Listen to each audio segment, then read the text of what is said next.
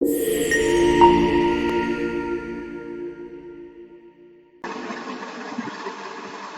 Everyone, कैसे हैं आप सब? आई होप आप सब अच्छे होंगे। आज हम एक ऐसे डिजीज के बारे में पढ़ेंगे जो कि एक वायरल डिजीज है और एक छोटा सा बाइट या एक छोटा सा वायरस जो हमारी बॉडी के अंदर एंटर कर जाए तो किसी की जान ले सकता है। जी हाँ, दैट इज रेबीज। आज हम पढ़ेंगे रेबीज के बारे में। क्या पढ़ेंगे आज हम? रेबीज के बारे में।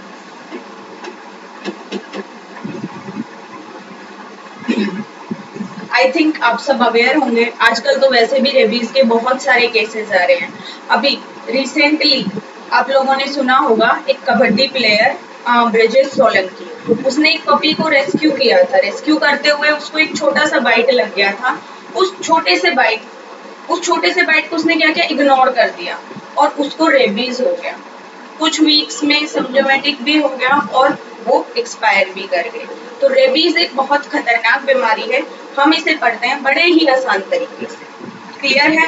देन बात करते हैं रेबीज होता क्या है। रेबीज एक वायरल जूनोटिक डिजीज है।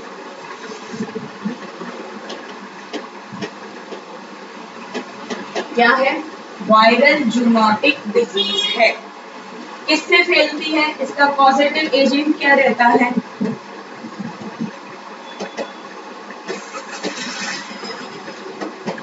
इसका पॉजिटिव एजेंट होता है रेबीज वायरस, या इसे हम बोलते हैं रेप्टो वायरस।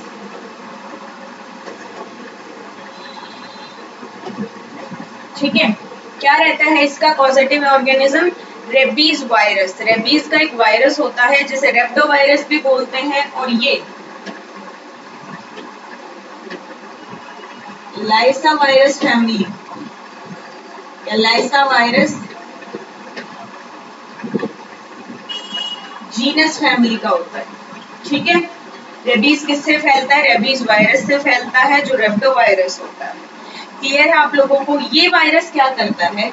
ये हमारे नर्वस सिस्टम को अफेक्ट करता है। ये क्या करेगा? हमारे नर्वस सिस्टम को अफेक्ट करेगा और नर्वस सिस्टम में भी सबसे ज्यादा ये हमारे ब्रेन को अफेक्ट करता है।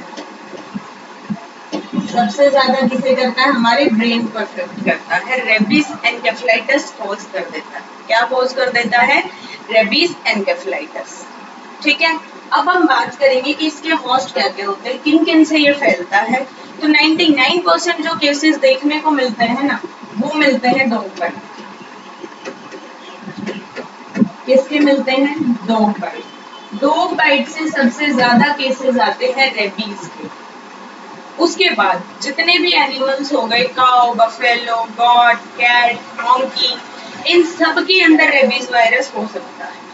आज तक सिर्फ और सिर्फ रेड का कोई भी केस नहीं आया रेबीज का कि चूहे से रेबीज हुआ हो, ऐसा कोई भी केस हमने नोट नहीं किया है। अदरवाइज सबसे हो सकता है। पहला मोड ऑफ ट्रांसमिशन। अब आता है सेकेंड मोड ऑफ ट्रांसमिशन होता है कि आपने रेबीज वायरस जो है वो आपके म्यूकस मेम्ब्रेन को डायरेक्टली कांटेक्ट कर रहे हैं, either your oral mucous membrane या फिर कहीं से आपकी स्किन नॉन इंटैक्ट हो रखी है, कट लगा हुआ है, वुंड बना हुआ है, वहां पर भी रेबीज वायरस डायरेक्टली कांटेक्ट कर पा रहा है। तो ये है हमारा सेकेंड तरीका कि जिससे हमारी बॉडी के अंदर रेबीज वायरस जो है वो एंटर कर जाएगा। ठीक है, अब हम बात करते हैं पैथोफिजियोलॉजी की।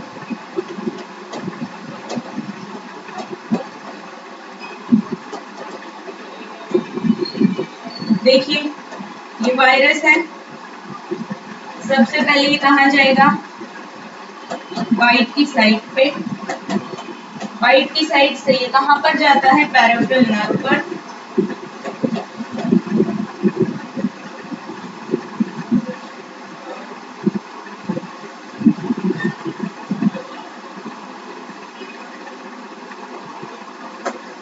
कहाँ पर जाता है? Peripheral nerve.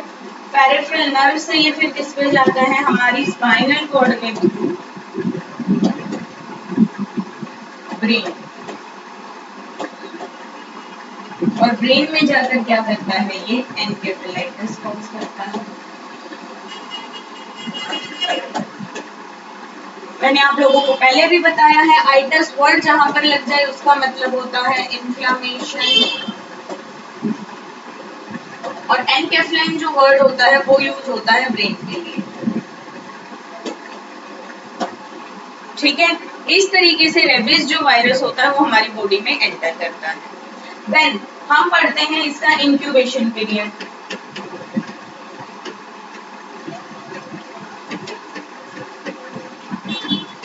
इंक्यूबेशन पीरियड का मतलब होता है कि कोई भी वायरस बैक्टीरिया जो भी होस्ट है उसने आपकी बॉडी में एंटर किया है, एंटर करने के कितने दिन बाद वो अपना पहला साइन सिम्टम दिखाता है, वो होता है उसका इंक्यूबेशन पीरियड।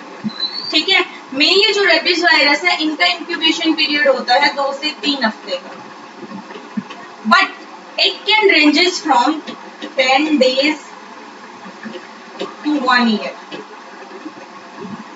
10 दिन से 1 साल तक भी इंक्यूबेशन पीरियड रेंज कर सकता है। ऐसा भी हो सकता है कि 1 साल तक जो रेबीज वायरस है उसने कोई भी सिम्टम नहीं दिखाया।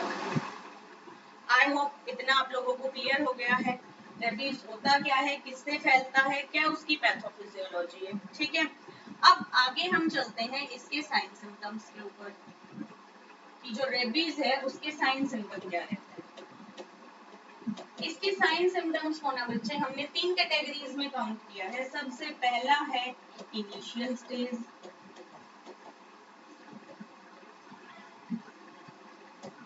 सेकेंड है इसकी एक्साइटेशन स्टेज, इनिशियल को हम कहते हैं प्रोडॉर्मल, इनिशियल को हम क्या कहते हैं, प्रोडॉर्मल। एक्साइटेशन को कहते हैं फ्यूरियस स्टेज,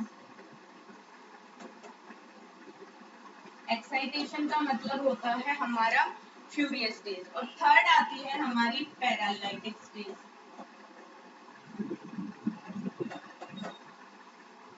सी फिर से गड़बड़ हो गया ना, क्या तो करती है।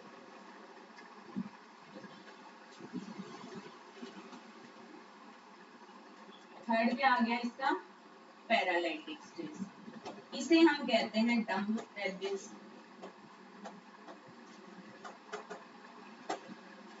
ठीक है, अब देखो सबसे पहले हमने बात की है इनिशियल स्टेज की या प्रोडॉर्मल स्टेज की। इसका मतलब है जब इनिशियली कोई सिम्टम आता है तो क्या आता है।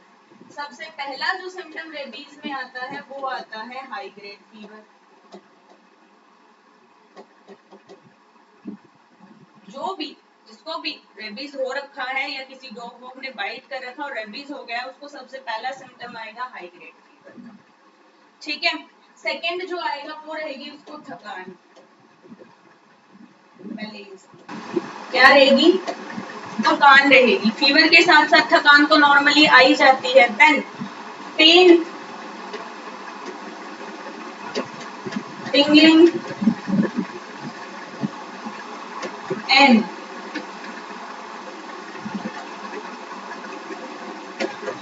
बर्निंग सेंसेशन रहती है बाइट साइज में। जहां पर भी बाइट कर रखा है वहां पर पेन होगा, टिंगलिंग सेंसेशन होगी, बाइट बर्निंग सेंसेशन होगी, जलन जैसा महसूस होगा। ये है हमारे इनिशियल स्टेज। क्या है ये, इनिशियल स्टेज। अब अगर इनिशियल स्टेज में किसी ने रेबीज के सिम्टम्स दिखा दिए तो उसको फ्यूरियस स्टेज में आना जरूरी है, कंपल्सरी है। वो जो बंदा है वो फ्यूरियस स्टेज में आएगा ही आएगा। फ्यूरियस, फ्यूरियस का मतलब समझ रहे हो, तड़पना। तो इस स्टेज के अंदर जो पेशेंट है वो तड़पेगा, और तड़पता है तो क्या क्या सिम्टम्स आएंगे। सबसे पहले हाइपर एक्टिव रहेगा, देन हाइपर सलाइवेशन होगा। क्या होगा इसके अंदर, हाइपर सलाइवेशन, बहुत ज्यादा सलाइवा निकालेगा, ड्रोल करेगा। ठीक है, और ये है रेबीज का main symptom, that is hydrophobia. और एक और सिम्टम है एरोफोबिया। फोबिया शब्द का इस्तेमाल होता है डर के लिए। हाइड्रो मतलब वाटर, एरो का मतलब होता है एयर। तो रेबीज के पेशेंट के अंदर आपको पानी से भी डर मिलेगा और हवा से भी डर मिलेगा। अभी रिसेंटली 15-20 दिन पहले हमारे पास एक बच्चा आया था, उसका कुछ भी स्पेसिफिक डायग्नोज बन नहीं रहा था क्योंकि मदर कोई भी डॉग बाइट की हिस्ट्री दे ही नहीं गई थी। जैसे ही मैं उसको आई ड्रॉप डालने गई, आई ड्रॉप उसके फेस पे गिर गई। जैसे ही वो आई ड्रॉप फेस पे गिरी, दैट इज वाटरी फॉर्म में होती है आई ड्रॉप, वाटर फॉर्म के अंदर वो आई ड्रॉप थी और फेस पे गिरते ही वो जो पेशेंट था वो काफी डर गया, सिकुड़ गया बिल्कुल। देन हमने उसको हवा करके देखी तो वो क्या किया, उसने एरोफोबिया भी शो किया। फिर हमने उसकी मदर से दोबारा हिस्ट्री ली तो उसकी मदर ने हिस्ट्री दी कि 1 महीने पहले कुछ बच्चे बोल रहे थे कि इसको कुत्ते ने काटा है। बच्चे ने मना कर दिया और मदर को कोई भी निशान दिखाई नहीं दिया तो उसने अवॉइड कर दी वो चीज। तो वो पेशेंट जो वो रेबीज करके आया था, उसके अंदर हाइड्रोफोबिया, एरोफोबिया, ठीक है, then confusion, seizures and hallucination, ये सारे सिम्टम भी प्रेजेंट। कंफ्यूजन, सीजर आपको पता है, हेलुसिनेशन क्या होता है? देखो बच्चों, हम ना 3 चीजें पढ़ेंगे आगे, यहीं पे बता देती हूँ आप लोगों को, फिर हम इसको अरेज कर लेंगे। देखिए 3 चीजें होती हैं साइकेट्री, जब आप पढ़ोगे ना तो 3 चीजें पढ़ोगे। पहली तो आपने हेलुसिनेशन लिख दिया है, एक आप पढ़ोगे इल्यूजन और एक आप पढ़ोगे डिल्यूजन। देखिए ये शब्द नॉर्मली भी इस्तेमाल होते हुए आप लोगों ने देखे होंगे। इल्यूजन, इल्यूजन का मतलब होता है false perception without an object, sorry with an object. Illusion का मतलब होता है false perception with an object. रस्सी को सांप समझना, इसका सबसे अच्छा एग्जाम्पल है कि रस्सी पड़ी है कहीं पर और जो बंदा है वो बार बार बोले जा रहा है ये रस्सी नहीं है ये सांप है, ये रस्सी नहीं है ये सांप है, बड़ा स्ट्रॉन्गली बोले जा रहा है। रस्सी को सांप समझना इज इल्यूजन। और कहीं पर भी रस्सी नहीं है, कहीं पर भी सांप नहीं है, फिर भी बोलना सांप है सांप है सांप है, दैट इज हेलुसिनेशन। हेलुसिनेशन होता है false perception without an object, illusion होता है false perception with an object. हम किसी ऑब्जेक्ट को गलत परसेप्ट कर रहे हैं, दैट इज इल्यूजन, और ऑब्जेक्ट ही नहीं है। सुना होगा ना, लोग ऐसे बोलते हैं दरवाजे के पास कोई खड़ा है, पंखे पे कोई लटका है, दीवार पे कोई लटका है, ये सारी चीजें होती हैं हेलुसिनेशन की। और किसी भी चीज को गलत इंटरप्रिटेट करना इज डिल्यूजन। डिल्यूजन होता है स्ट्रॉन्ग बिलीफ। देखो वैसे तो हम सब थोड़े थोड़े डिल्यूजनल होते हैं क्योंकि हम भगवान पे बहुत भरोसा करते हैं, भगवान को किसी ने आज तक देखा नहीं। तो किसी भी ऑब्जेक्ट, पर्सन या प्लेस के थॉट्स जो भी स्ट्रॉन्ग बिलीव होता है वो होता है डिल्यूजन। बट इससे भी खतरनाक डिल्यूजन होते हैं। लोग पीएम मोदी को पीएम नहीं मानते हैं। जो साइकेट्रिक पेशेंट होते हैं जिन्हें डिल्यूजन होता है वो कहते हैं मैं पीएम, डिल्यूजन ऑफ ग्रैंडियोसिटी होता है वो। हम जब साइकेट्री पढ़ेंगे, डिल्यूजन पढ़ेंगे तो हम पढ़ेंगे, ठीक है। अब ये थे एक्साइटेशन स्टेज के अंदर। देन आता है पैरालिटिक स्टेज के अंदर। पैरालिटिक स्टेज के अंदर पेशेंट जो है वो पैरालिसिस में हो जाएगा, ठीक है, कोमा में चला जाएगा और अल्टीमेटली हो जाएगी उसकी डेथ। अब रेबीज का अगर सिम्टम आ गया है, रेबीज एक बार सिम्टोमेटिक हो गया है, आप लोगों ने कुछ नहीं किया डॉग बाइट का और रेबीज जो है वो सिम्टोमेटिक हो गया, there is no cure. 100% mortality decided है रेबीज के अंदर। 100% पेशेंट जो है वो एक्सपायर ही होगा। कोई भी इलाज नहीं है रेबीज का अगर सिम्टोमेटिक रेबीज हो गया है तो। क्लियर है? देन हम बात करते हैं इसके डायग्नोस्टिक इन्वेस्टिगेशन की। देखो जीते जी तो मरीज का कोई भी डायग्नोज हो नहीं सकता। वैसे कराते हैं, सीएसएफ भी कराते हैं, सलाइवा का टेस्ट भी कराते हैं, स्किन बायोप्सी भी कराते हैं, बट रिलायबल नहीं होते हैं।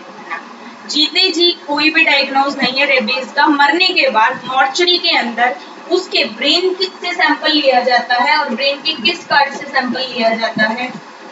हिप्पोकैम्पस। इस हिप्पोकैम्पस के अंदर मिलती है नेगरी बॉडीज। क्या मिलती है इसके अंदर? Negri bodies. मतलब इसके प्लाज्मा के अंदर ग्रेन्यूल्स बने हुए होते हैं जिन्हें हम कहते हैं नेगरी बॉडीज। वो हिप्पोकैम्पस में मिलेंगी और वो एक क्लासिक सिम्टम है रेबीज का। अगर मॉर्चरी में किसी भी मरीज के हिप्पोकैम्पस के अंदर ये मिलता है, चेक किया जाता है, दैट मीन्स उसको 100% रेबीज है। ठीक है, there is no treatment, no cure, but prevention is the key. बचाव इसका एक रास्ता है। 99% रेबीज जो है वो ट्रीटेबल नहीं है, बट प्रिवेंशन जो है वो 100% है। अब प्रिवेंशन कैसे होता है? तो प्रिवेंशन होता है, सबसे पहले हम करेंगे pre exposure prophylaxis.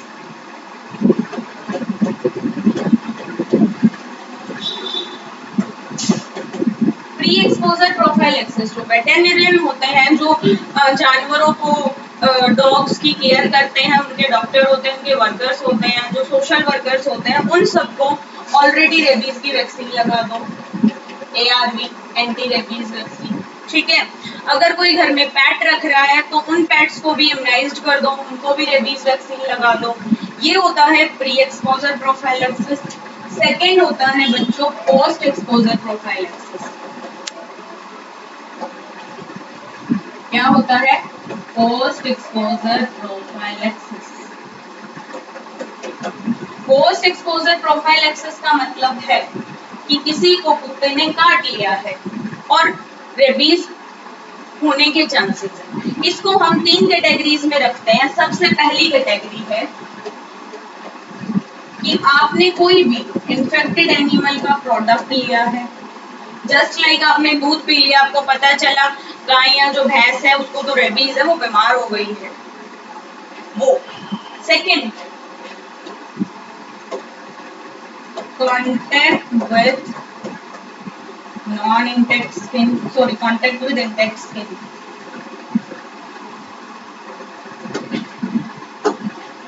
Contact with intact skin.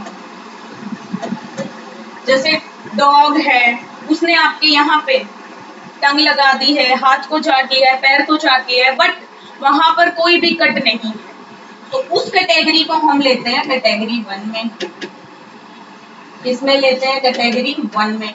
इसके अंदर हमें किसी भी इम्यूनाइजेशन की जरूरत नहीं होती।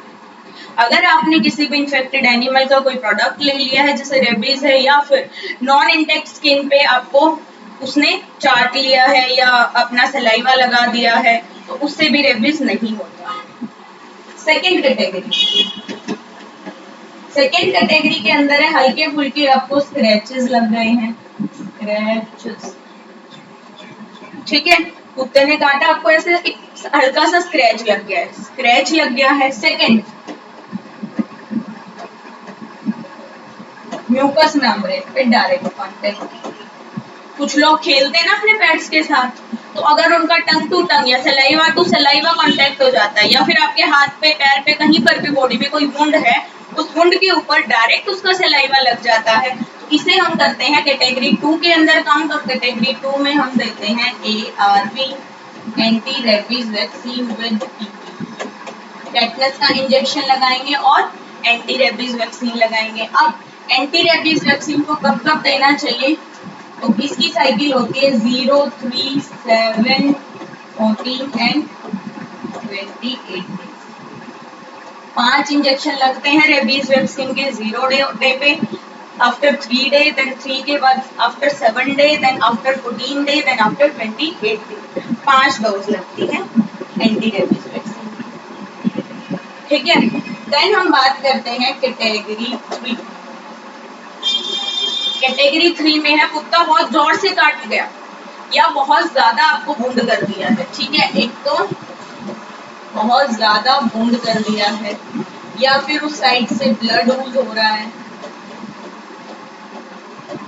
तो इस कंडीशन के अंदर हम ARV के साथ साथ, ARV प्लस टेटनस की डोज के साथ साथ हम देते हैं ARS, एंटी रेबीज सीरम। क्या देते हैं हम? Anti rabies serum. Anti rabies serum के अंदर क्या होते हैं? इम्यूनोग्लोबुलिन होते हैं। क्या होते हैं इसके अंदर? इम्यूनोग्लोबुलिन होते हैं। ठीक है, ये भी देना होता है सीवियर केसेस के। क्लियर है इतना? इससे हम रेबीज को 100% बचा सकते हैं। अब किसी ने कुत्ता काट लिया तो सबसे पहले 15 मिनट तक जो वो वुंड है उसको साबुन और रनिंग वाटर में अच्छे से वॉश करना है, थोरोली वॉश करना है। देन सेकेंड थिंग है हॉस्पिटल जाना है, रेबीज वैक्सीन लेनी है और शेड्यूल्ड रेबीज वैक्सीन लेनी है। अगर सीवियर केसेस हैं तो हमें इम्यूनोग्लोबुलिन लेना है। क्लियर है आप लोगों को? अब कुछ कंट्रीज को रेबीज फ्री जोन किया गया। रेबीज फ्री जोन का मतलब होता है कि पिछले 2 साल से कोई भी रेबीज का केस नहीं आ रहा है, उसे हम रेबीज फ्री जोन कंसीडर करते हैं। कंट्रीज की बात की जाए तो ऑस्ट्रेलिया रेबीज फ्री जोन है, और अगर अपने इंडिया में बात किया जाए तो अंडमान निकोबार आइलैंड जो है या फिर गोवा, वहां पर रेबीज के केसेस नहीं देखने को मिलते हैं, बाकी हर जगह रेबीज के केसेस देखने को मिलते हैं। इतना हो गया। ये वैक्सीन कितनी लगती है बेटा? 0.5 ml लगती है IM, ठीक है। TT भी 0.5 ml लगता है IM। अब इसमें कोई भी डाउट हो किसी को तो मुझे बताएं, अदरवाइज हमने पढ़ लिया है रेबीज। आप सब इस वीडियो को जितना हो सके उतना शेयर करें, अपने आसपास के लोगों को अवेयर करें। Till that stay safe, stay updated. हम मिलते रहेंगे ऐसी छोटी छोटी वीडियोस के साथ। Thank you.